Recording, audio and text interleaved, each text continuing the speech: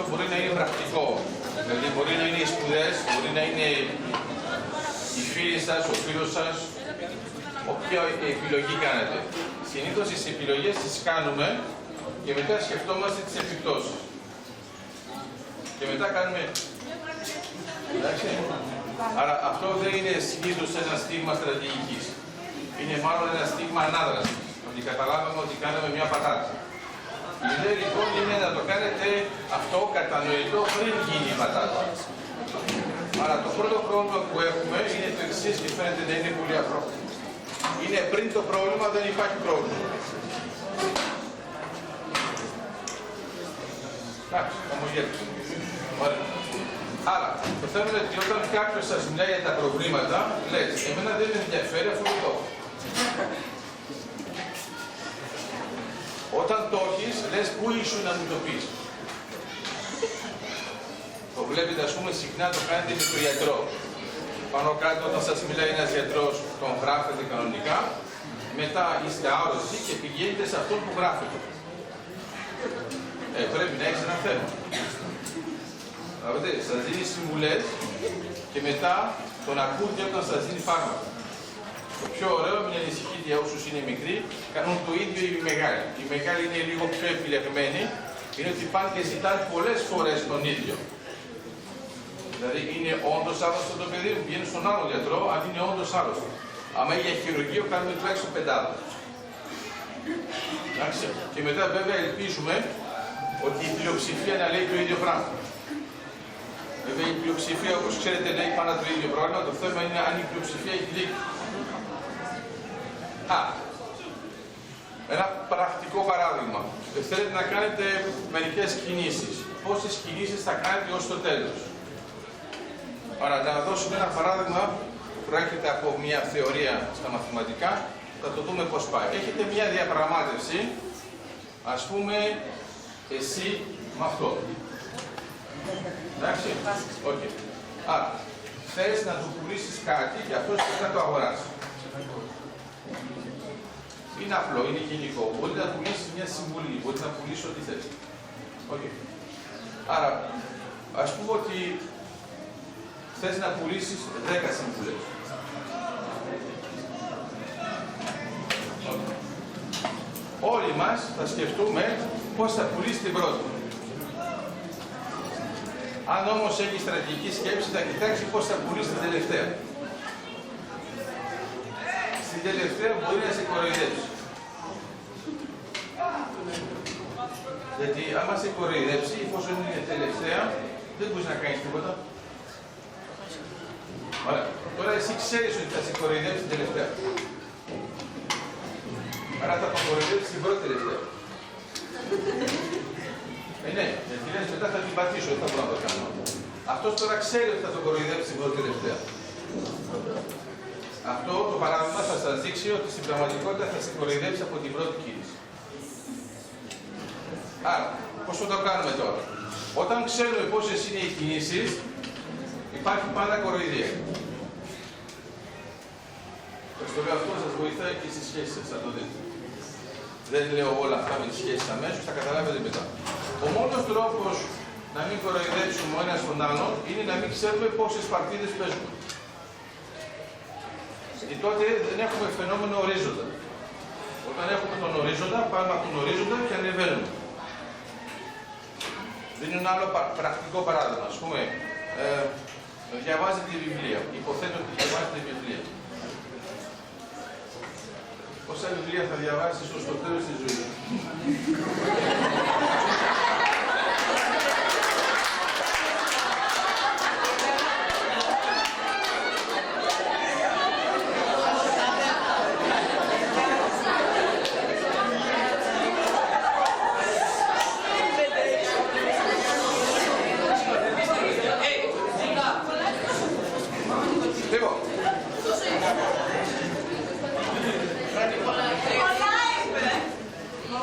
Εσείς είστε κακές.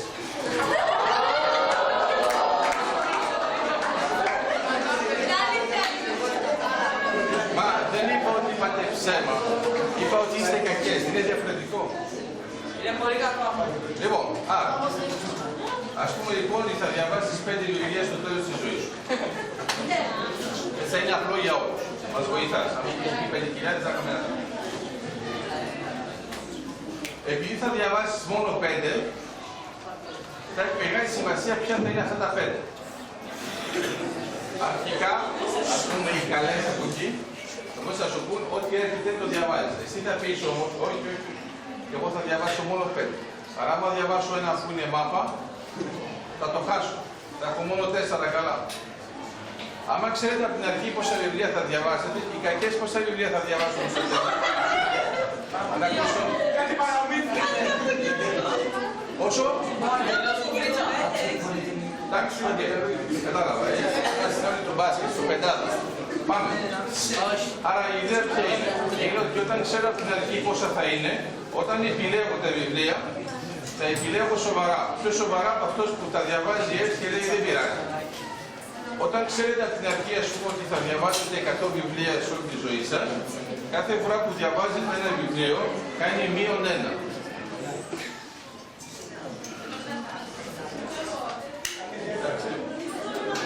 Αυτό σημαίνει ότι μιλάω για τα έξω σχολικά, δεν μπαίνουμε στο σχολείο. Πώς? Αυτό πρέπει να το πιστεύετε, ότι να διαβάσουμε 5 βιβλία. Και είπατε ότι για να μην χάσουμε τα 5 βιβλία που θα διαβάσουμε, πρέπει να έχουμε γνώμη και να μπορούμε να πούμε ποιο είναι. Να ξέρουμε ποια τα 5 θα είναι καλά. Πώς βρίσκουμε το κριτήριο ώστε να διαλέξουμε τα 5 συγκεκριμένα βιβλία? Είναι πολύ απλό, αναφερόμαστε σε δάση. Πόσο απλά? Γιατί εσύ έχεις τώρα έναν προβληματισμό, γιατί αν εγώ διαθέτω αρκετές γνώσεις για να διαβάσω. Άρα, θυμάσαι τώρα αυτά τα παραμύθια που λένε, μιλάς στο Genius και του λες θέλω να κάνω 3 ευχές και κανένας σε αυτά τα παραμύθια δεν σκέφτεται ποτέ η πρώτη ευχή θέλω να κάνω 10. Άρα συνήθως σταματάμε στις 3 ευχές. Είναι επειδή δεν σκέφτηκα στρατηγικά την πρώτη. Είναι το ανάποδα από αυτό που λέτε, ας πούμε, όταν λέτε να σας κάνω μια ερώτηση. Είναι εντελώς βλακεία, γιατί ο άλλος δεν μπορεί να πει όχι. Την έχεις κάνει. Ναι, την έχεις κάνει. Ωραία. Άρα το θέμα είναι θα πρέπει να λέμε από την αρχή να σας κάνω 2 ερωτήσεις. Όλο αυτό δεν μπορεί να πει ναι, όχι. Άμα πει ναι, κάνετε τη δεύτερη, άμα πει όχι, τελειώσαμε. Άμα το πείτε αυτό σε κανονική ζωή, θα αρχίσετε να έχετε προβλήματα. Γιατί επειδή είναι κανονική. Άρα, εδώ λοιπόν το ορθολογικό είναι ότι ένας καλός τρόπος να σκεφτείς το ερώτημά σου είναι το εξής. Μήπως τα πρώτα βιβλία σε βοηθάνε να διαβάσουν τα επόμενα. Δηλαδή, όχι απλώς κάνεις 5, αλλά λες, μήπως άμα διαβάσω ένα βιβλίο πρώτο και μετά διαβάσω το 5, με συμφέρει να διαβάσω το 5 πριν το 1. Γιατί το 1 με προετοιμάζει να διαβάσω το επόμενο. Άρα αρχικά έχουμε την εντύπωση ότι τα βιβλία είναι εντελώς ανεξάρτητα. Στη συνέχεια μπορούμε να πούμε ότι έχουν μια ακολουθία. Επειδή μπορεί να έχουν μια ακολουθία, μοιάζει με μια σκυταλοδρομία. Και στη σκυταλοδρομία έχει μεγάλη σημασία ποιος είναι ποιος. Άρα, δίνω ένα παράδειγμα. Άμα μιλήσετε σε κάποιον για σκυταλοδρομία και δεν έχει ιδέα πώς γίνεται η σκυταλοδρομία, ας πούμε στο τρέξιμο. Θα σας πει εγώ το να είμαι το 1, 2, 3, 4 δεν έχει καμία σημασία. Άρα, βέβαια όλοι ξέρουμε ότι είναι εντελώς λάθος. Έχει τεράστια σημασία. Άρα πρέπει πρώτα να εντοπίσουμε τις διαφορές. Στην πραγματικότητα, πρώτη διαφορά, ο τέταρτος τρέχει ευθεία. Που σημαίνει ότι οι άλλοι τρέχουν σε στροφή. Είναι μερικοί από εμάς που τρέχουν πολύ καλά μέσα στη στροφή, άλλοι είναι εντελώς άσχετοι. Αλλά άμα βάλετε έναν άσχετο στη στροφή και μετά κάνετε και το άλλο τραγικό λάθος, να μην κοιτάξετε ποιο είναι το πόδι του, άμα οι στροφές είναι έτσι, δεν τρέχουμε με τον ίδιο τρόπο. Συμφωνούμε όλοι, το έχετε παρατηρήσει, όσο πιο σφιχτή είναι η γωνία, τόσο πιο δύσκολο να το κάνουμε. Άρα πρέπει ο προπονητής ανάλογα με τις γωνίες να επιλέξει πού θα πάτε. Το άλλο πρόβλημα είναι το ψυχολογικό. Όταν είστε πρώτος, δεν τρέχετε στην ίδια γραμμή. Εντάξει, λόγω της τροφής, τα έχουμε κάνει διαφορετικά. Άρα, όταν είστε σε μια θέση, βλέπετε τους άλλους, οι άλλοι σας βλέπουν, υπάρχει και ένας που δεν βλέπει κανένα. Που είναι πιο μπροστά. Τώρα ποιο είναι το πρόβλημα? Όταν τρέχουμε και δεν βλέπουμε πού είναι οι αντίπαλοι, έχουμε ένα θέμα όταν κάνουν επίθεση. Άρα πριν κάνουν επίθεση, κάνουμε συνεχώς έτσι.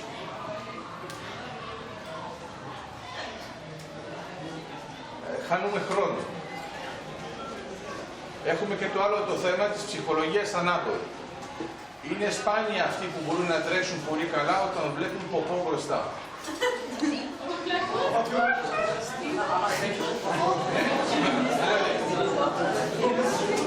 Δηλαδή ποια είναι η ιδέα? Δεν έχουμε περάσει στη σεξουαλικότητα, μιλάμε μόνο για την ταλαιοδρομία. Η ιδέα ποια είναι? Είναι ότι όταν τρέχει κάποιος μπροστά, άμα τρέχει στην ίδια ταχύτητα και έχει μια μεγάλη διαφορά, ουσιαστικά θα τρέχετε πάνω και πίσω. Είναι μερικοί που δεν το αντέχουν αυτό. Είναι μερικοί που το αντέχουν.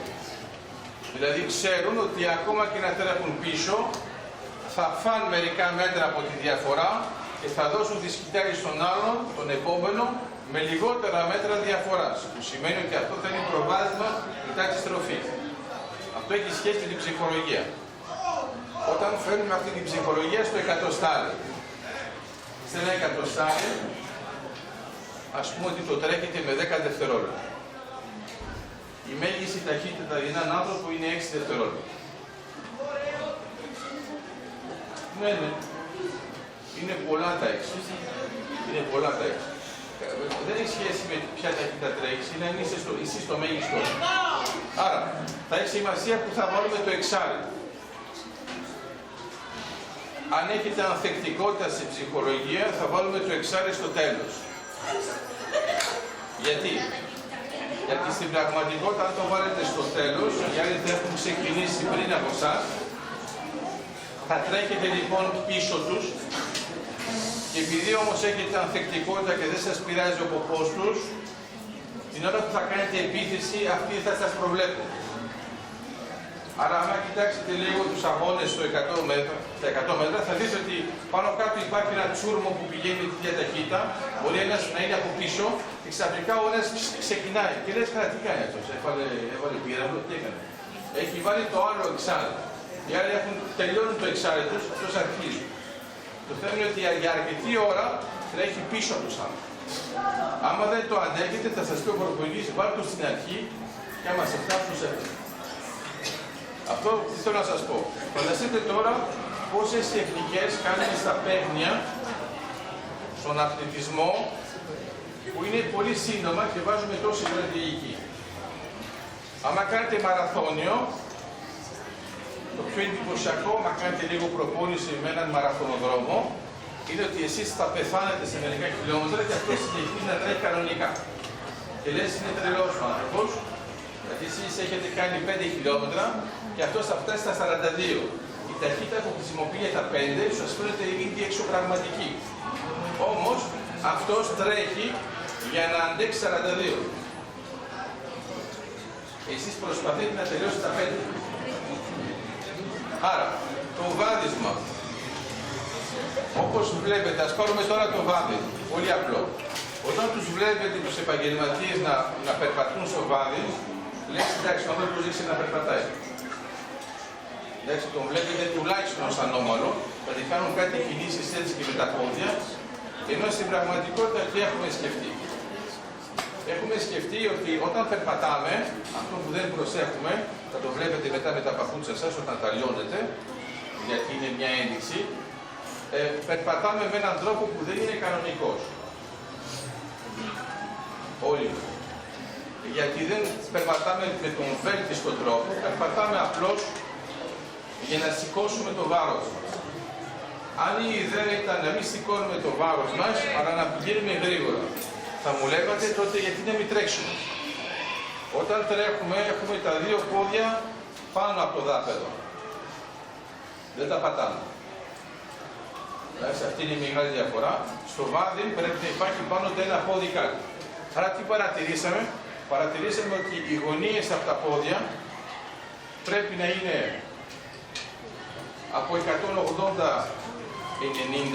και στην πραγματικότητα σημαίνει τι? Σημαίνει ότι όταν το πόδι περπατάει, ένας τρόπος να πάει ίσια χωρίς να το διπλώνεται είναι να σηκώνετε τη λεκάνη. Άμα σηκώσετε τη λεκάνη, τότε θα έχετε έναν κύκλο που θα είναι εφαπτώμενος πάνω στο δάπεδο και θα χάσετε καθόλου χρόνο. Σας δίνω ένα παράδειγμα. Θα σας το δώσω θεωρητικό από ό,τι φαίνεται. Γιατί δεν έχουμε κανένα αντικείμενο τέτοιου τύπου. Σήκωσε. Λοιπόν, το παράδειγμα είναι το εξής. Τι κάνεις παράσταση, με μένεις. Άρα, εγώ κρατάω ας πούμε ένα παλούκι. Εντάξει, έτσι. Αυτός έχει το χέρι πάνω από το παλούκι. Έτσι. Εντάξει. Θα το κάνετε μετά μεταξύ σας, να δείτε. Λοιπόν, αφήνω το παλούκι και αυτός πρέπει να το πιάσει. Λοιπόν, το πιο απλό που κάνει κάποιος άνθρωπος που έχει έναν εγκέφαλο, λέει θα το πιάσω. Στην πραγματικότητα πρέπει να αποδεχτείτε ότι δεν πιάνετε. Είναι μερικοί τώρα από εσάς που δεν το πιστεύουν. Είμαστε εντάξει? Ωραία. Αυτοί που δεν το πιστεύουν δεν θα το πιάσουν ποτέ. Αυτοί που το πιστεύουν θα το πιάσουν, αλλά όχι με αυτόν τον τρόπο που νόμιζαν. Άρα, άμα το πιάσει κάνοντας αυτή την κίνηση, το παλούκι θα πηγαίνει πάντα πιο γρήγορα από αυτό.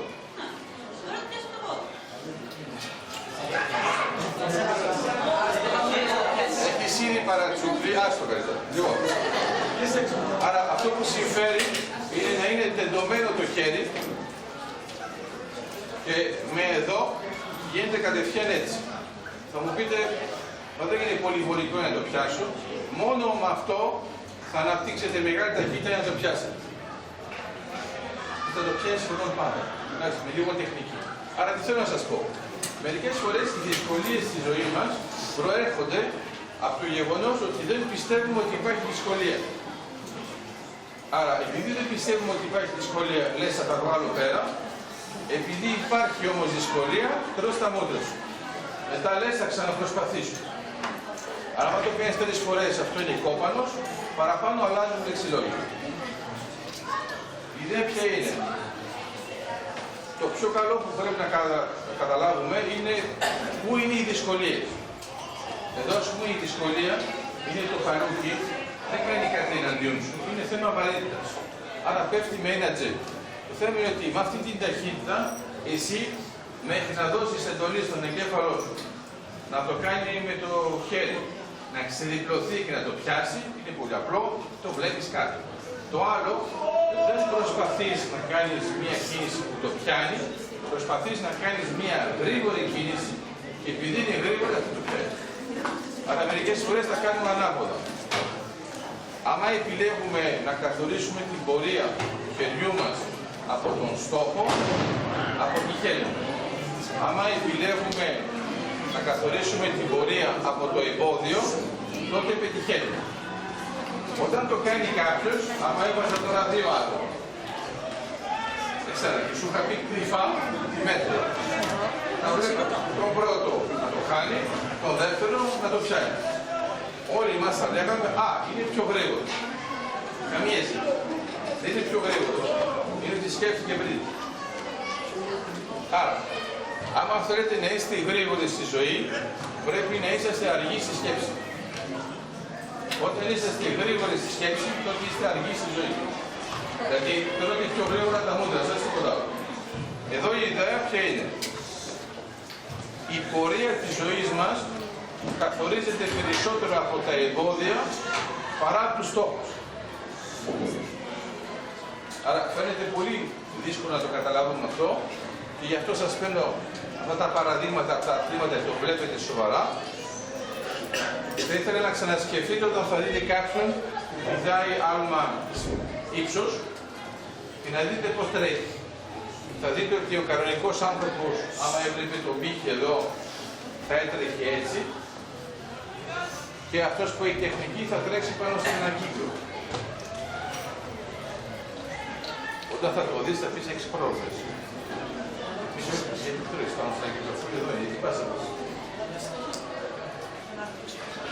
Όχι, αυτό είναι λάθος, ποιος μου είπε αυτό το πράγμα. Ωραία, ανασφαλιά. Νοητική, όχι ρε. Είναι μπουρή στην πιθανή σου πρόσεχε. Λοιπόν,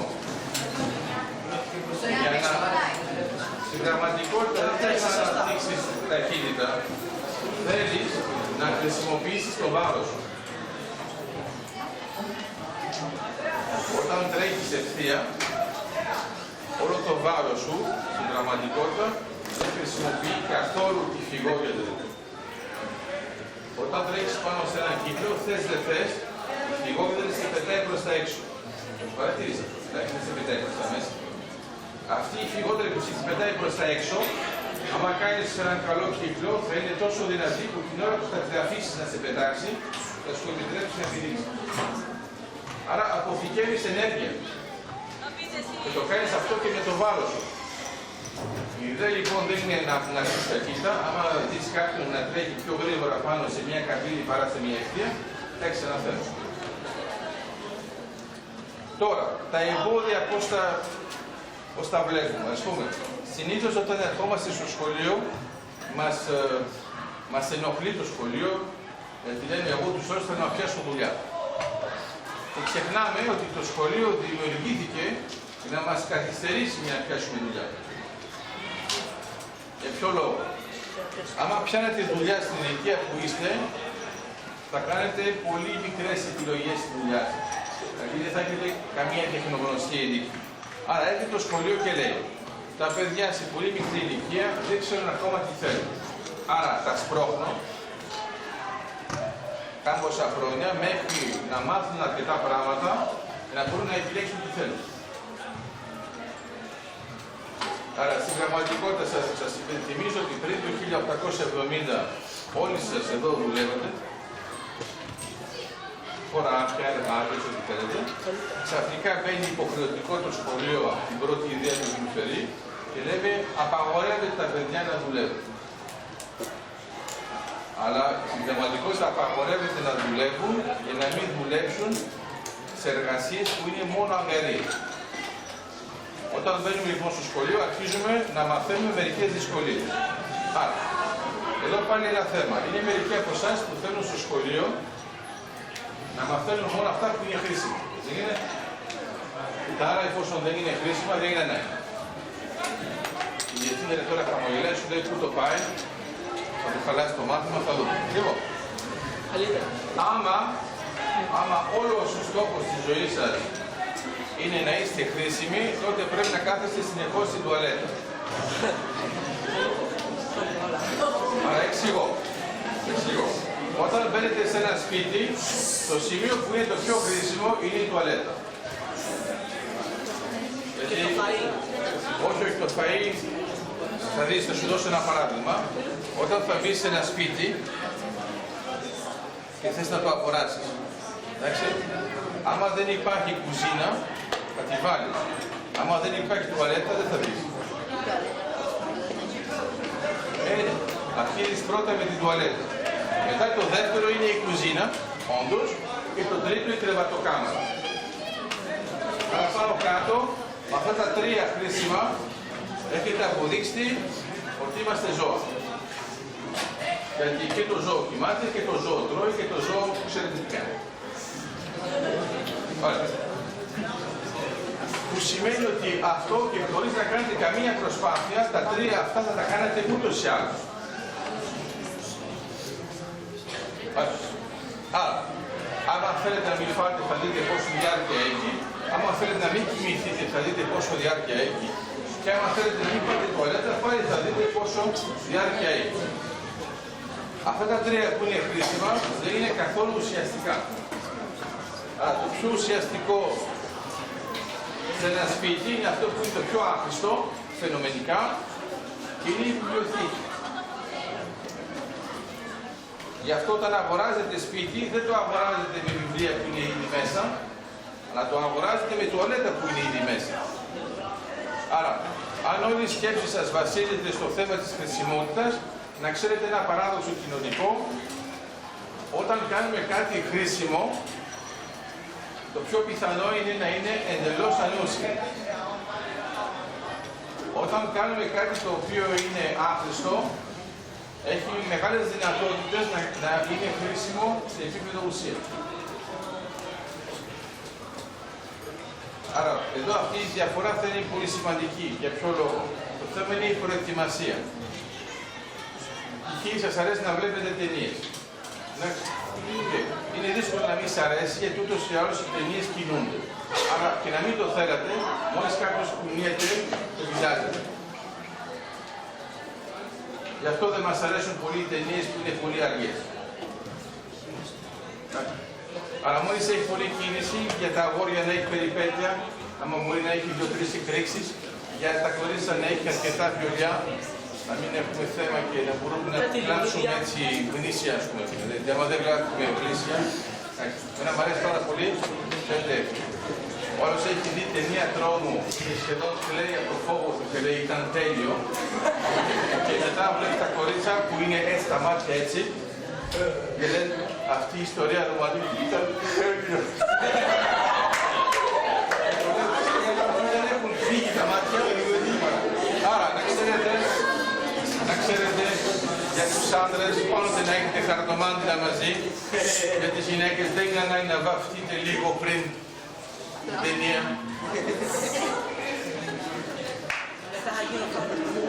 Εντάξει, και δεν λέω για τα ρούχα. Και το άλλο είναι ότι δεν είναι ανάγκη να μας φυλάτε μετά από αυτό το πράγμα, γιατί πάει στο πουκάμισο. Ωραία. Άρα, θέλω να πω, ευχαριστιόμαστε από κάτι που μας αγγίζει. Όταν κάποιος μας βλέπει απ' έξω, πες ότι δεν ξέρει τι πει κινηματογράφο και σε βλέπει κλεμμένη. Τι είπατε? Πήγα κινηματογράφο. Ακόμα και οι κακές δεν είπαν τίποτα. Φαντάζομαι πολύ είναι σεξι. Έχουν γυαλιά ηλίου να μην φαίνονται τα δάκρυα, ξέρεις πάνω. Λοιπόν, λέω λοιπόν ότι μερικές φορές αυτό που νομίζουμε ότι μας ενοχλεί ή να κλαίμε, μπορεί να το κάνουμε από ευχαρίστηση. Το πιο ωραίο είναι ότι ξαναπάτε σε ταινία του ίδιου τύπου. Άρα, όταν θα πάτε σε μια ταινία που είναι για να γελάσετε, οι ταινίες που έχουν κωμωδία μέσα έχουν ένα πρόβλημα, διότι όταν πάτε και το ξαναβλέπετε, δεν γελάτε τόσο πολύ. Τα ξέρετε τα κόλπα. Είναι το ίδιο με τα ανέκδοτα. Ας πούμε, άμα αυτός εδώ μας πει ένα ανέκδοτο, δεν το έχουμε ακούσει, είναι καλό ανέκδοτο, το έχουμε ακούσει ποτέ, θα πεθάνω μόλις στο γέλιο, δεν θα σας πει, α, έχω κι άλλο ένα και λέει το ίδιο. Λες, εντάξει, έχει θέμα ο άνθρωπος. Έχω άλλο ένα, είναι 3 φορές. Τώρα, θα δείτε πώς μπορεί να σπάσετε πλάκα. Μας λες τώρα ένα ανέκδοτο το πρώτο, που είναι χάλια. Δεν γελάει κανένας. Την ώρα που θα το ξαναπείς, θα αρχίσουμε να γελάμε. Θα λέμε, δεν το πιστεύω ότι θα το ξαναπεί. Στο τρίτο θα έχουμε πεθάνει όλο στο γέλιο. Άρα να θυμάστε ότι η ασχήμια έχει ένα καλό, διατηρήστε. Εντάξει. Ενώ το να είσαι ωραίος έχει ένα θέμα, γιατί είσαι της ώρας. Θα δίνω ένα παράδειγμα. Πάτε στο εστιατόριο. Είναι λένε μερικοί, θέλω της ώρας. Άμα είναι της ώρας, αλλά είναι από άλλη ώρα, δεν είναι πια της ώρας. Ενώ άμα είναι σπιτικό, επειδή δεν έχει ώρα, θα είναι καλό. Η διαφορά λοιπόν ποια είναι? Το ένα είναι ωραίο, το άλλο είναι όμορφο. Άμα θέλετε λοιπόν να έχετε σχέσεις που έχουν διάρκεια, να ποντάρετε στην ομορφιά. Γιατί άμα ποντάρετε στο ωραίο, σε κάποια φάση είναι εκτός ώρας. Άρα, εδώ είναι το ίδιο. Στην πραγματικότητα, αυτό που μας κάνει να γελάσουμε, και αυτό είναι πολύ χαρακτηριστικό του ανθρώπου, είναι αυτό που μας ξαφνιάζει. Άμα περιμένετε το τέλος, βέβαια υπάρχουν και ενδιάμεσους όταν έχουμε να κάνουμε με επαγγελματίες, σας λένε ένα ανέκδοτο και εσείς γελάτε πριν το τέλος. Δεν τέλειωσε. Και μετά, ενώ έχετε ήδη πεθάνει στο γέλιο, σου λέει και συνέχεια. Λες, μα τι θα πει τώρα? Και ξαναπεθαίνετε στο γέλιο πριν τελειώσει ακόμα. Στην πραγματικότητα, όταν πάτε σε μια παράσταση που είναι one man show, λέει ένα ανέκδοτο και λέει την παράσταση. Εμείς έχουμε κοιτάξει να το κόβουμε στο μυαλό μας. Αλλά άμα το σκεφτείτε, αυτό τα ανέκδοτα τα έχει βάλει σε μια σειρά. Τα έχει οργανώσει στρατηγικά. Άμα βάλει ένα πάρα πολύ γαμάτο στην αρχή και μετά όλα αυτά είναι πιο κάτω, θα φύγετε, εντάξει, δεν το έχει. Άρα μπορεί να το ανεβάσει crescendo. Τα πρώτα ανέκδοτα να είναι για θέρμανση, εντάξει, προθέρμανση, σιγά σιγά είστε μέσα στο πλαίσιο, μετά αρχίζετε και καταλαβαίνετε τι είναι το χιούμορ του, γιατί έχουμε και ένα θέμα. Μερικές φορές το κοινό δεν το καταλαβαίνετε την πρώτη, αλλά πρέπει να εξοικειωθεί. Όταν εξοικειώνεται, μετά το παραμικρό ανεκδοτάκι να πει ο άλλος, είναι σαν να σας γαργαλάν με ένα φτερό. Ό,τι και να κάνουν θα αρχίσει να χαμογελάτε. Και θα δείτε λοιπόν ότι μερικές φορές όταν πάτε να δείτε έναν κωμικό, στην πραγματικότητα πάτε να δείτε κάποιον που καταφέρνει όχι μόνο να γελάσετε, αλλά να γελάσετε πολλές φορές. Αυτό είναι πιο δύσκολο. Να γελάσετε μία φορά είναι απλό, κάνετε μια βλακεία, γελάνε όλοι για εσάς. Αυτό δεν είναι one man show, είναι one moment show.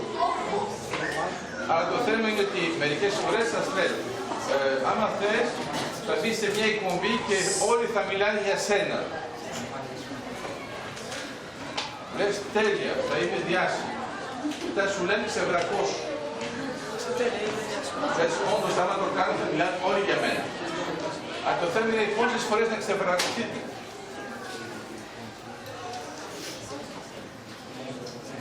Άρα, πρέπει να σκεφτούμε από την αρχή ότι μια στρατηγική πορεία μπορεί να σας δώσει μια ζωή που δεν είναι μόνο ύπαρξη. Οι περισσότεροι από εμάς είναι μέσα στην ύπαρξη. Και κάπου θα καταφέρουν και αυτό είναι κομμάτι της ζωής. Αλλά έχουν μικρές φετούλες ζωής, το άλλο είναι ύπαρξη. Δηλαδή, να γινόταν, να μην γινόταν θα ήταν το ίδιο.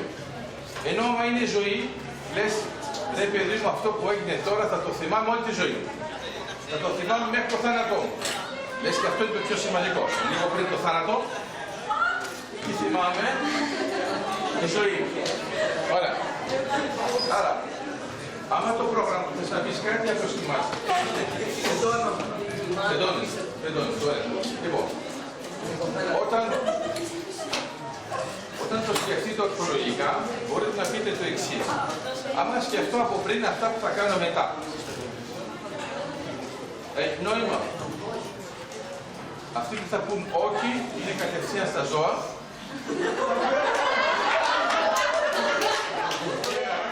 Και αυτοί που είναι δίπλα εδώ είναι τα καρφιά. Άρα, αυτό που μας χαρακτηρίζει είναι ότι εμείς οι άνθρωποι είμαστε του προμηθέα και όχι του επιμηθέα. Άρα ο επιμηθέας είναι ο επίσημος κόπανος, του δίνει ένα δώρο μία γκόμενα και το ανοίγει. Ενώ ο άλλος ξέρει ότι εφόσον είναι αυτή η συγκεκριμένη γκόμενα, μην το ανοίξει. Το γίνεται και με τις γυναίκες, όχι μόνο με τις γκόμενες, π.χ. με την χιονάτη. Ναι. Το μύρο γιατί το δάγκωσε. Η Εύα γιατί το δάγκωσε το μύρο. Ωραία. Άρα, γίνεται. Μερικές φορές λέμε, ναι, εσύ γελάς ήδη, είναι καλό.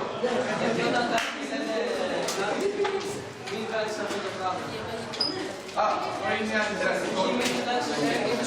Αυτό δεν είναι βλακεία. Είναι βλακεία των γονιών. Όταν έχεις ένα γονιό, δεν είναι πολύ έξω.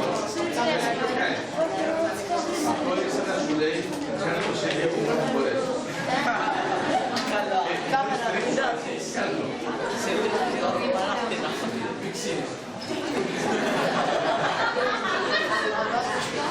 Θα δείτε ότι άμα πήγες σε έναν άνθρωπο που σύνδεσε, μία μέθος έλεξη. Αφήξε τι. Άλλος και ο λόγος είναι. Άρα, η αντιδραστικότητα προέρχεται από ένα απλό γεγονός, είναι δράση, ανάδραση. Η αντίδραση. Το είπατε σωστά, είναι αντίδραση. Στην πραγματικότητα, ακόμα και ένα αντικείμενο, άμα του ασκήσει μια δράση πάνω, θα έχει μια αντίδραση. Το να είμαστε αντιδραστικοί είναι το πιο φυσιολογικό και το λιγότερο ανθρώπινο. Ξαφνιάστηκε, κύριε. Λέει το πρώτο μέρος είμαι εντάξει, το δεύτερο είναι αυτό. Αλλά πάω να κανονίσω την κύριε. Το πρώτο μέρος το δεύτερο είναι αυτό. Το γραμματικό σας δεν έχει μετά από σχέση.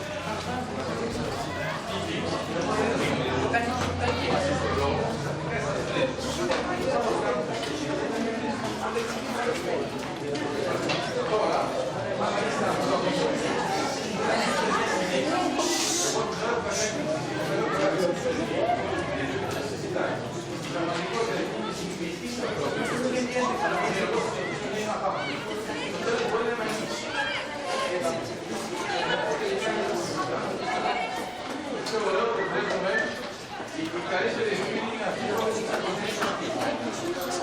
δηλαδή αν παράγουν τους όρους που έκανε αυτό που έκανε και μετά τους βλέπεις έτσι. Η πραγματικότητα σύγκρουση μπορεί να προκαλέσει συναισθήματα που δεν υπήρχαν πριν. Αυτό δεν τα εξετάζουμε. Άμα κοιτάξετε τώρα πώς το βλέπουμε στη στρατηγική. Στη στρατηγική θεωρούμε ότι ο πόλεμος είναι το κανονικό και ότι η ειρήνη είναι όταν έχουμε πάση. Ενώ κανονικά λέμε το σημαντικό είναι η ειρήνη και κάπου κάτω έχουμε πόλεμο. Σας δίνω ένα παράδειγμα. Στην Ελλάδα οι Έλληνες ανακαλύπτουν ότι υπάρχει σεισμό. Γιατί είναι αστείο, αφού είμαστε σε μια σεισμογενή περιοχή. Το να μην έχει καθόλου σεισμό στην Ελλάδα είναι ένα θέμα. Άρα το πρώτο ερώτημα είναι, εφόσον σε ενοχλούν τόσο πολύ οι σεισμοί, τι κάθεσαι σε μια σεισμογενή περιοχή. Αν λοιπόν έχει σεισμογενή περιοχή, έχει σεισμολόγους που σου λένε κάθε τόσο και λιγάκι πότε θα υπάρχει κάτι, τι μέγεθος θα έχει και θα μάθουν ειδικά πράγματα προστασίας. Εμένα μου αρέσει πάρα πολύ, ειδικά όταν οι Έλληνες γνωρίζουν ανθρώπους στην Αφρική και λένε «Μα γιατί κάθονται μέσα στην έρημο που δεν έχει νερό?» Γιατί γεννήθηκαν στην έρημο. Άρα πάντα ήταν έτσι. Το θέμα τι γίνεται, είναι στην Ελλάδα, έρχεται ένας ξένος και σας λέει γιατί κάθεστε ενώ είναι σεισμογενή η περιοχή και έχεις πρόβλημα με τους σεισμούς. Γιατί παρόλο που έχεις πρόβλημα με τους σεισμούς, σας αρέσει εδώ. Είναι ακριβώς το ίδιο, στην Αφρική μπορεί να του αρέσει να είναι στην έρημο, να έχει μόνο μία όαση και να λέει με αυτός το κάνει. Μα γι' αυτό δεν είναι επιλογή, είναι η ζωή. Είναι πολύ χειρότερο. Γιατί είναι όλη η ζωή του, όλη η ιστορία του ήταν έτσι. Εδώ είναι το ίδιο για εμάς. Ας πούμε, θέλω να φανταστείτε τον ελληνισμό χωρίς θάλασσα.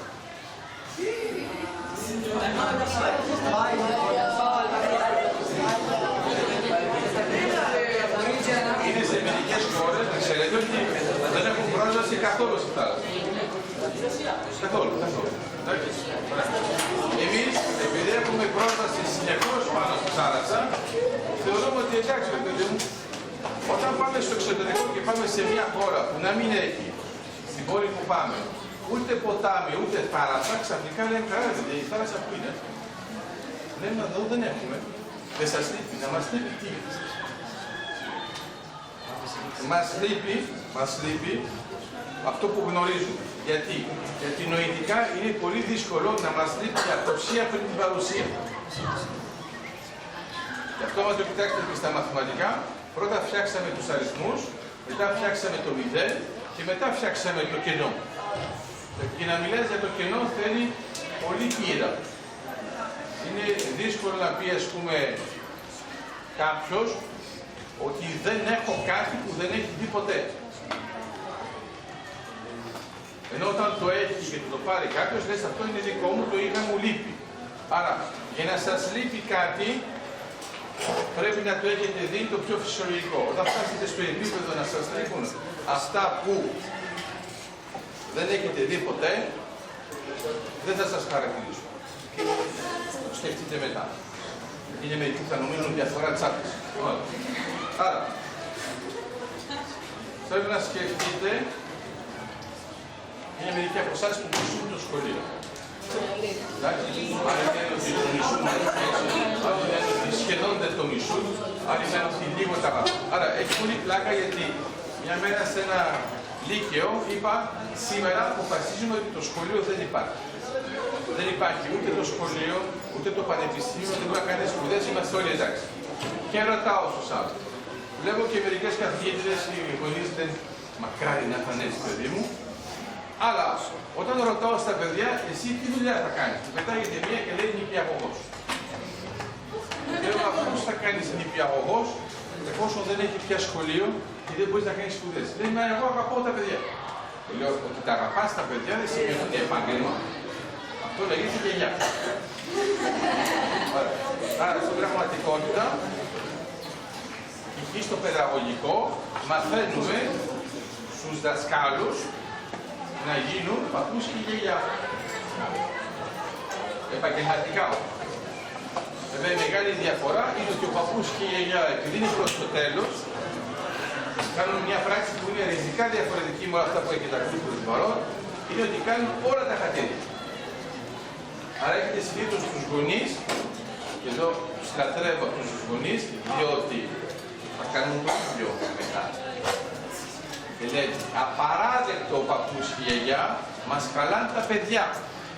Θα τους κάνουν όλα τα χατήρια. Όταν θα γίνει παππούς και η γιαγιά οι δύο, θα κάνουν ακριβώς το ίδιο. Γιατί όταν είμαστε νέοι θέλουμε να πάρουμε, όταν είμαστε γέροι θέλουμε να δώσουμε. Το θέμα είναι ότι άμα δεν του κάνεις τα χαρτίδια και στο ενδιάμεσο εσύ φύγεις, τι γίνεται. Βέβαια τα παιδιά το έχουν καταλάβει, αλλά ζητάνε περισσότερα από τους πιο μεγάλους από τους πιο νέους. Κατάλαβες. Σου λες, ποιον θα ρωτήσω το παγωτό. Τον παππού. Άρα, ποια είναι η ιδέα. Η ιδέα είναι ότι πρώτα τα πράγματα αρχίζουν από το τέλος. Δηλαδή, άμα δεν σκεφτείτε το τέλος και δεν σκεφτείτε, όπως έλεγα στην αρχή, και βλέπετε τώρα πώς μπερδεύονται, ότι θα έχουμε ένα τέλος, τότε οι περισσότεροι από εσάς πιστεύουν ότι αύριο δεν θα πεθάνουν. Έτσι γίνεται. Τώρα δεν τολμάτε καν να σηκώσετε το χέρι, γιατί δεν έχετε διαβάσει το οροσκόπιό σας και λες, μπορεί και να μου συμβεί αυτό, αλλά μην ανησυχείτε, επειδή είναι δια 12, άμα γινόταν αυτό κάτι το να είναι αληθινό, θα έχουμε ένα θέμα για όλη την ανθρωπότητα. Στην πραγματικότητα, όταν δεν σκεφτόμαστε ότι τελειώνουμε, δεν κάνουμε τίποτα πριν τελειώσουμε. Μόλις σκεφτούμε ότι θα τελειώσουμε σε κάποια φάση, δεν είναι κακό, έτσι είναι η φύση, στο ενδιάμεσο είναι μεταξύ της γέννησης και του θανάτου, θα κάνεις κάτι που λέγεται ζωή ή απλώς θα λες είμαι συνεχώς αθάνατος και όταν φτάνει ο θάνατος λες έκανα λάθος. Ούψ, ξαναφέρτε. Άρα, η ιδέα ποια είναι. Αυτός που νιώθει ότι είναι αθάνατος, επειδή είναι αθάνατος, δεν έχει ανάγκη να παράγει έργο. Θα το κάνει στην επόμενη. Αυτός που είναι θνητός, έχει ένα χρόνο. Αυτό το χρόνο, ξαφνικά, πρέπει να οργανωθεί. Και να πει θα κάνω αυτό, μερικές φορές θα πείτε θα κάνω παιδιά, θα έχω εγγόνια, θα έχω αυτή την κατάσταση. Π.χ. ας κάνουμε ένα τεστ τώρα, να δούμε αν θα το αντέξετε. Απλώς κλείστε τα μάτια σας, να δω. Είναι μερικοί που μπορούν πιο εύκολα. Και σκεφτείτε τον εαυτό σας σε 10 χρόνια. Έχει ενδιαφέρον ότι μερικοί πρώτον δεν έκλεισαν τα μάτια τους. Άρα μάλλον δεν έχω καταλάβει το λεξιλόγιο. Δεύτερον, έχει ενδιαφέρον γιατί χαμογελάτε. Άρα, άμα το κάνετε λίγο πιο σοβαρά αυτό το τεστ, το είχα κάνει σε μια κοπελίτσα, η οποία είχε διάφορα θέματα. Της λέω, ας πούμε ότι είσαι μέσα στο αυτοκίνητό σου, είσαι σε 10 χρόνια, και της λέω, ποιος οδηγάει.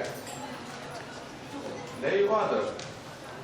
Λέω, μα τότε παντρεύτηκες. Καταλάβατε. Άμα αφήσετε τελώς τον εαυτό σας ελεύθερο, θα απαντάτε σε μερικά ερωτήματα, αλλά δεν έχετε συνειδητοποιήσει ότι πρέπει να γίνουν μερικά πράγματα πριν. Μετά της λέω, έχεις βάλει τη ζώνη στα παιδιά? Λέει ναι. Α, έχεις παιδιά δηλαδή. Άρα, μερικές φορές λοιπόν λέμε πράγματα και δεν συνειδητοποιούμε ότι έχουν μια ιστορικότητα. Για να βάλω τη ζώνη στο παιδί πρέπει να το έχω. Ο άλλος για να οδηγεί κάτι έκανε. Έχει ενδιαφέρον εκεί βέβαια είναι μια κοπέλα η οποία έλεγε ότι δεν θα παντρευτεί ποτέ. Τώρα.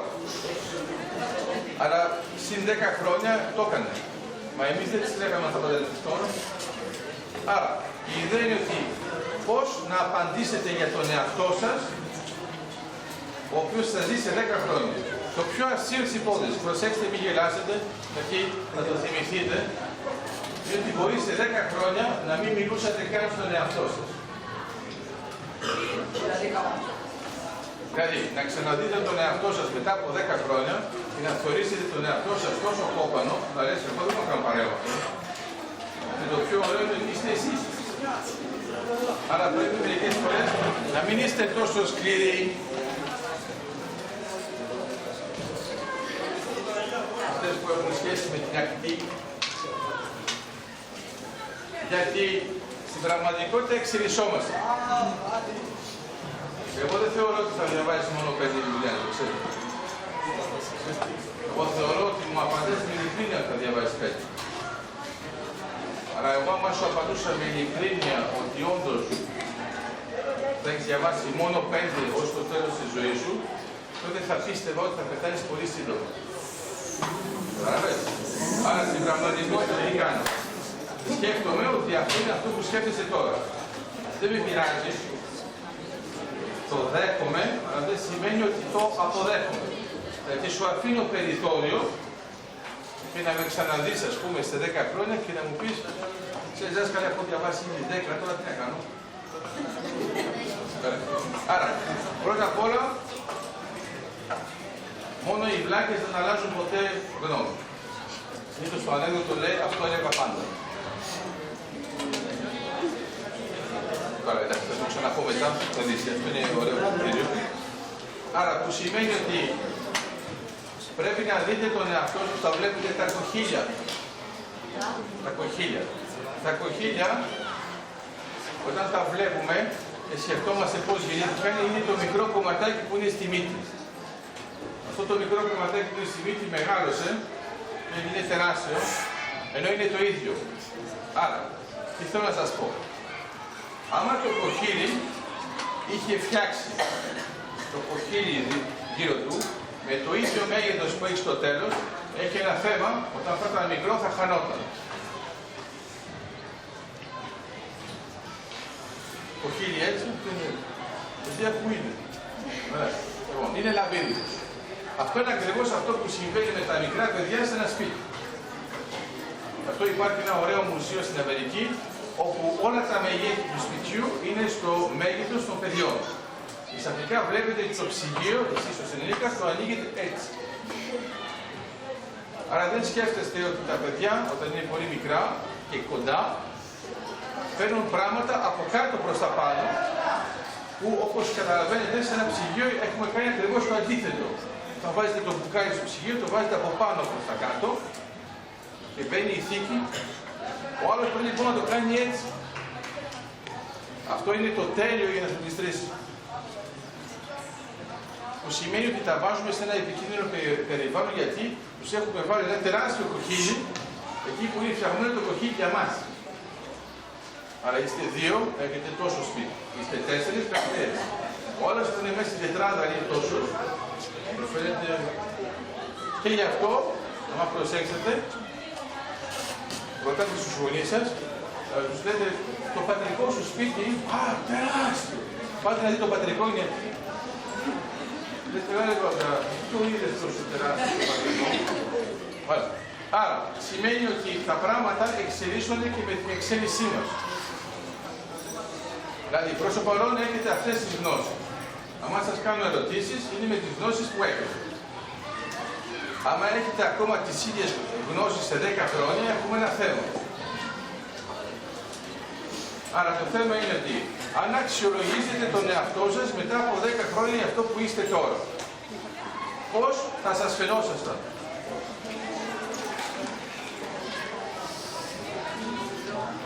Δίνω ένα πολύ απλό παράδειγμα για να εκνευριστήσω τις κοπέλες.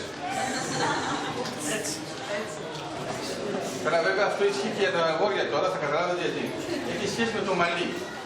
Άρα το κοιτάζετε τον καθρέφτη, βλέπετε το μαλλί σας, λες τέλειο, χτενισμένο, ακριβό, τέλος που κάνετε διάφορα. Και θέλω να σκεφτείτε ότι κάθεστε στον ίδιο καθρέφτη και σας βλέπει ο εαυτός σας μετά από 10 χρόνια. Και μιλάει για το μαλλί σας.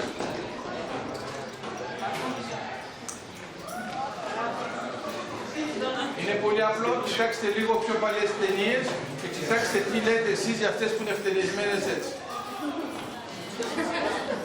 Άρα βλέπετε ότι το μαλλί σας δεν είναι όμορφο, είναι ωραίο. Που σημαίνει ότι μετά δεν θα είναι πια. Άμα τώρα σας βάλω να κουρευτείτε όπως θα είστε κουρεμένοι σε 10 χρόνια, όταν θα το δείτε, μπορεί να μην είστε προετοιμασμένες να βλέπετε αυτό. Π.χ. παλαιότερα, το να έχετε ένα κόψιμο των μαλλιών ασυμμετρικό ήταν απαράδεκτο, ήταν λάθος. Γιατί ο όρος κοιμόταν και δεν ξέρω από συγγνώμη. Είναι έτσι και τώρα είναι έτσι. Τώρα είναι του τύπου σχεδόν κανονικό. Θέλω να πω, εξελίσσετε το χρώμα των μαλλιών σας. Λέτε αυτό είναι τέλειο. Ειδικά οι γυναίκες το αλλάζετε 400 φορές και όπως ξέρετε για όλα αυτά ο κομμωτής. Είναι όπως ο ασθενής. Για όλα αυτά είναι γιατρός. Κανένας άλλος δεν ασχολείται με αυτόν. Γιατρέ, πονάω. Λες και αυτό θα είναι ξεπίτηδες ο άλλος. Να πονάς. Για να είμαι εδώ κοντά σου. Άρα είναι το ίδιο. Θέλω να πω, η εξέλιξή μας δεν είναι γραμμική. Άρα, θα το κάνουμε τώρα ανάποδα, είστε όλοι πάνω από 10 χρονών, αλλά θέλω να θυμηθείτε την νοημοσύνη σας πριν 10 χρόνια. Πριν 10 χρόνια. Αλλά βάζετε την ηλικία σας πριν 10. Θα δείτε ότι, ναι. Πώς μιλάς πιο δυνατά.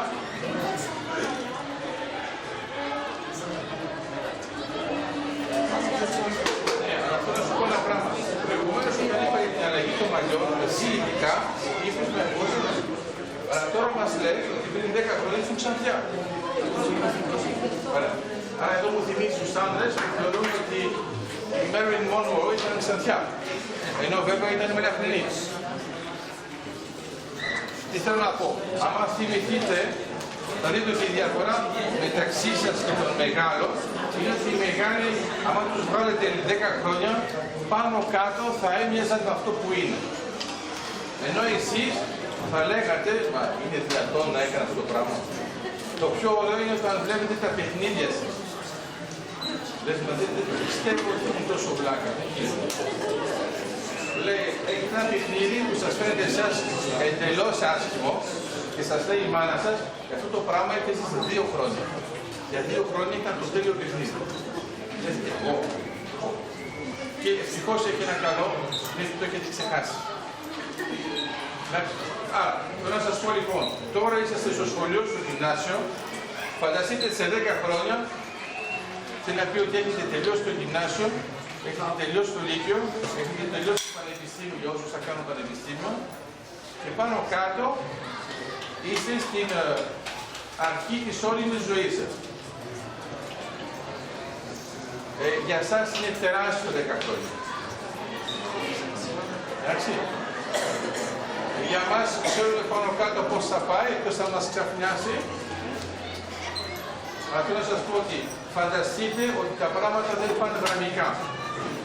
Άρα υπάρχει μια εξέλιξη που σας φαίνεται πολύ αργή, μετά μεγαλώνει και πάει όλο και πιο γρήγορα και άμα θέλετε να το δείτε, κοιτάζετε τα κοχύλια.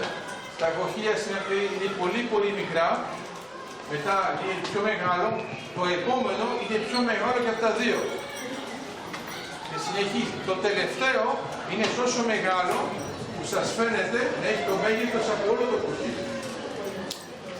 Αλλά το θέμα σας είναι το εξής. Πώς θα αποφασίσετε πότε θα σκέφτεστε με τον σωστό τρόπο για τη ζωή σας. Εδώ βοηθάει το σχολείο, γιατί σας επιτρέπει να φτάσετε στην ηλικία που θα μπορείτε να το σκεφτείτε. Αυτό ήθελα να σας πει προς το παρόν. Ευχαριστώ πολύ. Να είστε καλά. Καλή συνέχεια.